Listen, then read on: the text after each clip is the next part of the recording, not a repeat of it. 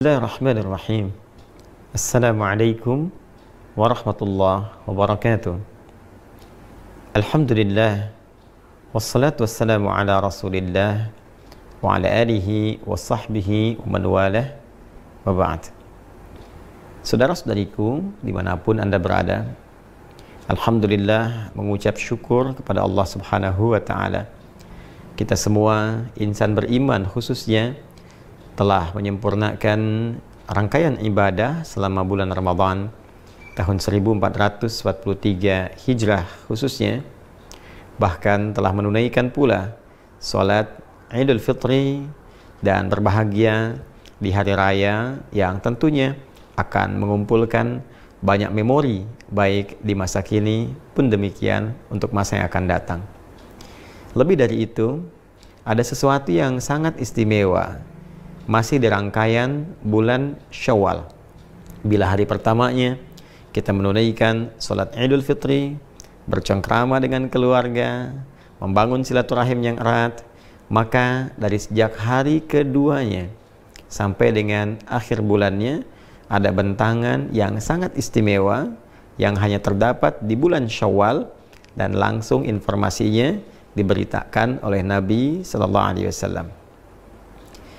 Sahabat Abu Ayyub Al-Ansari menerima informasi penting dari Nabi Sallallahu Alaihi Wasallam yang kelak informasi ini akan dicantumkan, dirangkum oleh Al-Imam Muslim dalam kitab Sahih beliau nomor hadis 1164. Qala Rasulullah Sallallahu Alaihi Wasallam. Informasi disampaikan oleh Al-Imam Muslim mengambil sanad riwayat yang tersambung pada sahabat mulia Abu Ayyub Al-Ansari radhiyallahu ta'ala anhu.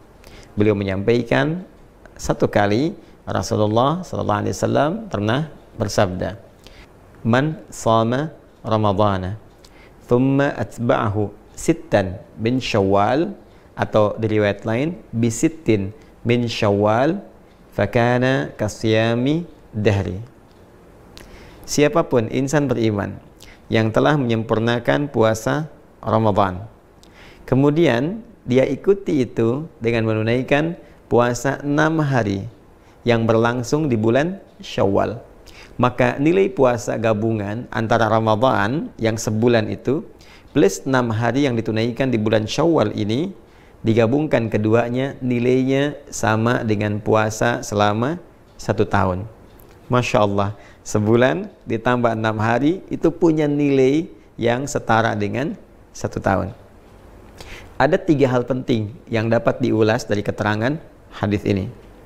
Yang pertama, Nabi Muhammad SAW memberikan apresiasi yang tinggi kepada setiap insan beriman yang telah menyempurnakan puasa Ramadan dengan memberikan satu tambahan 6 hari puasa lagi, yang dengan 6 hari ini nilai keseluruhannya menjadi puasa yang setara dengan 1 tahun penuh. Ini rumusnya bisa didapati dalam Quran surah ke-6 Al-An'am di ayat 160. Ketika Allah Subhanahu wa taala memberikan keutamaan khusus, keistimewaan spesial untuk Rasulullah sallallahu alaihi wasallam yang diperintahkan untuk diviralkan kepada umatnya, bahwa man jaa bil hasanati falahu asyru amsalihha. Siapapun insan beriman yang mengerjakan satu perbuatan baik bernilai ibadah, maka di sisi Allah tertuliskan nilainya 10 kebaikan. Setiap satu pekerjaan mulia, satu ibadah, nilainya sama dengan 10 di sisi Allah Subhanahu wa ta'ala. Jadi, kalau ada yang menunaikan puasa Ramadan sempurna selama sebulan, maka dikalikan 10, singkatnya senilai dengan 10 bulan. Bila kemudian 1 bulan 30 hari dikali 10 sama dengan 300, dan 6 hari dikalikan 10 sama dengan 60, 300 tambah 60 menjadi 360 hari. Bukankah ini akumulasi jumlah kurang lebih selama 1 tahun? Maka nilai fantastis ini diberikan oleh Allah Subhanahu wa taala sebagai hadiah untuk umat Nabi Muhammad sallallahu alaihi wasallam melalui kemuliaan Rasulnya.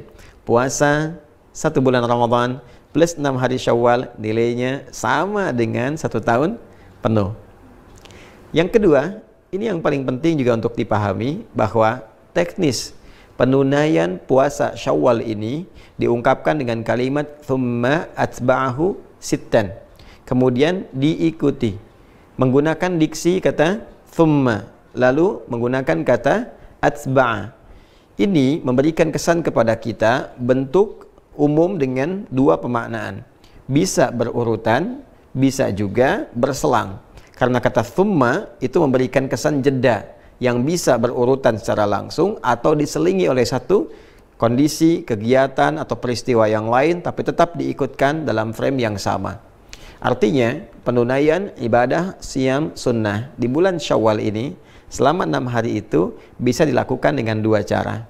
Bisa berurutan, berangkai bersamaan, hari kedua, ketiga, keempat, kelima, keenam, ketujuh di bulan Syawal. Jadi sejak dimulai dari hari kedua boleh puasa.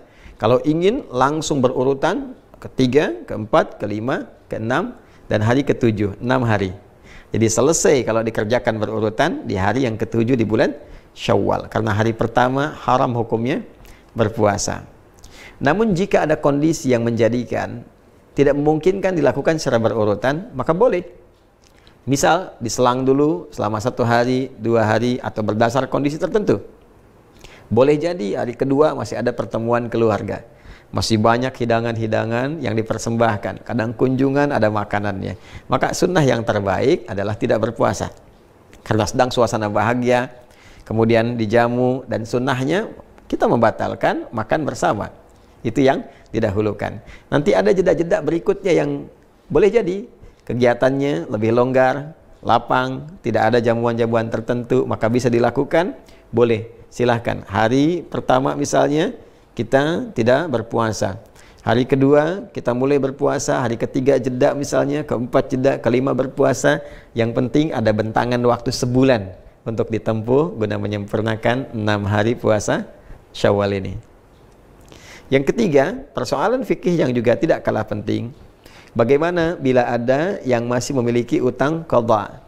Biasanya kasus ini melekat kepada muslimah yang datang haidnya dalam masa Ramadan itu misalnya, yang kemudian menjadikan puasa Ramadannya mendapatkan kesempatan qadha, seperti dipesankan di Quran surah kedua Al-Baqarah ayat 184 itu. Maka jika bertemu qadha yang sifatnya wajib dengan yang Syawal yang sifatnya sunnah, adabnya didahulukan yang qadha. Memang betul qadha ini masanya lebih panjang, ada kurang lebih 11 bulan mendatang, dari mulai Syawal sampai bertemu nanti dengan bulan Sya'ban berikutnya. Tapi penting diingat, kita tidak bisa menentukan kapan ajal itu akan tiba, kapan ajal datang. Karena itu daripada pulang kepada Allah membawa status berhutang, lebih baik selesaikan qadhanya. Kemudian setelah selesai qadha, baru kemudian kita memasuki puasa Syawal, menunaikan puasa Syawal dengan kadar waktu yang tersisa dan dilakukan ikhlas karena Allah Subhanahu wa taala. Bagaimana Ustadz kalau saya mengqadha dan tidak mendapati lagi sisa waktunya untuk Syawal? Maka tanamkan keinginan kuat untuk melakukannya. Dengan keinginan kuat itu, dengan harapan untuk bisa menunaikan, boleh jadi Allah berkenan memberikan pahala lebih dulu dengan niat yang ada, keinginan yang ada, sekalipun belum mendapati kesempatan untuk mengerjakannya. Ingat, kemuliaan dilihat oleh Allah Subhanahu wa taala pada kebeningan niat dan keadaan hatinya. La yu'akhidhukumullahu billagwi fi aymanikum walakin yu'akhidhukum bima kasabat qulubukum. Bahkan dalam kasus akan dinilai sebagai hukuman pun, kata Allah, Allah tidak akan menghukum dari canda yang keluar karena refleks pada perilaku kalian. Tapi apa yang diniatkan dari canda itu, apa yang diniatkan dari perbuatan itu yang mendapatkan penilaian di sisi Allah Subhanahu wa taala. Boleh jadi walaupun tidak mendapati kesempatannya, tapi karena ada keinginan kuat, niat, harapan, dan ingin mengikuti tuntunan syariat, itu yang mendapatkan penilaian di sisi Allah Subhanahu wa taala. Saudara-saudariku, kesempatannya hanya di bulan Syawal, tidak ada di bulan yang lain. Karena itu, mari kita optimis, memaksimalkan niat di dalam hati kita, mengondisikan ikhtiar kita. Semoga Ramadan yang telah tuntas ditunaikan bisa juga diikuti dengan kesempurnaan penunaian puasa 6 hari di bulan Syawal. Assalamualaikum warahmatullahi wabarakatuh.